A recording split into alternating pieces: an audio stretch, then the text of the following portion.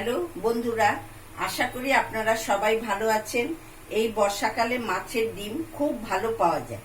মাছের ডিমের বড়া আর চচ্চড়ি আপনারা সবাই খান এবং খেয়েছেন। আজকে সুরুচি বাংলা রান্নাঘরে শেয়ার করব একেবারেই নতুনত্ব মাছের ডিমের ভুনা। আসুন আমি এখন রান্নার দিকে চলে যাচ্ছি।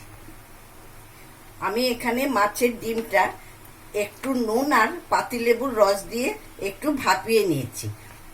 অনেকেই মাছের ডিমের বলে একটা আষ্টেনি গন্ধ থাকে, সেই জন্য আমি এতে পাতিলেবুর রস দিয়ে একটু ভাপিয়ে নিয়েছি। এবার আমি এই ডিমটাকে একটু ঝুড়ো করে নেব।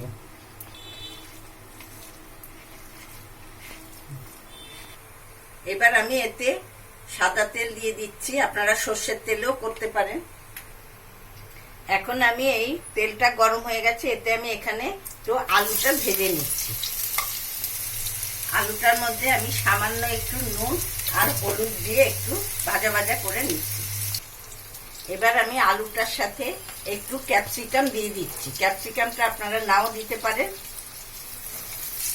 এবার আমি এতে দিয়ে দিচ্ছি পেঁয়াজ কুচি, দিয়ে দিচ্ছি রসুন কুচি, টমেটো কুচি। এবার আমি এটা একটু ভাজা ভাজা করে তারপরে আমি মাছের ডিমটা এতে দিয়ে দেব। এটা আমার ভাজা ভাজা হয়ে গেছে। এবার আমি এতে এই ঝুড়ো ডিমগুলো দিয়ে দিচ্ছি। এবার আমি এতে দিয়ে দিচ্ছি 1 চামচ হলুদ গুঁড়ো,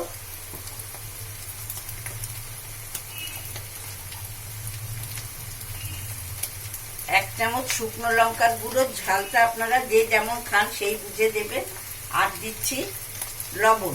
লবণটা আমি বয়েলের সময় কিছুটা দিয়েছি, এই জন্য আমি এখন 1/2 চামচ লবণ দিচ্ছি। এবার আমি 4টে কাঁচা লঙ্কা দিয়ে দিচ্ছি আর একটু কাসুরি মেথি দিয়ে দিচ্ছি। এতে আপনারা কাসুরি মেথি যদি ঘরে না থাকে আপনারা ধনে পাতাও দিতে পারেন। মাছের ডিমের ভুনা আমার তৈরি হয়ে গেছে। এবার আমি এটা বোলের মধ্যে ঢেলে নেব। এই বর্ষার দিনে এইভাবে একবার আপনারা বানিয়ে গরম ভাতের সঙ্গে খেয়ে দেখুন। ছোট থেকে বড় সবাই খুবই তৃপ্তি করে খাবেন, এমনকি একটু বেশি ভাত খেয়ে নেবেন। নতুন বন্ধুরা এখনো যারা আমার চ্যানেলটিকে সাবস্ক্রাইব কমেন্ট করেননি তাদেরকে জানাই সাবস্ক্রাইব কমেন্ট করার জন্য, করে আমার চ্যানেলটির পাশে থাকবেন। আজ আমি এখানেই আসি। আবার আমি আরেকটি নতুন রেসিপি নিয়ে আপনাদের সামনে হাজির হয়ে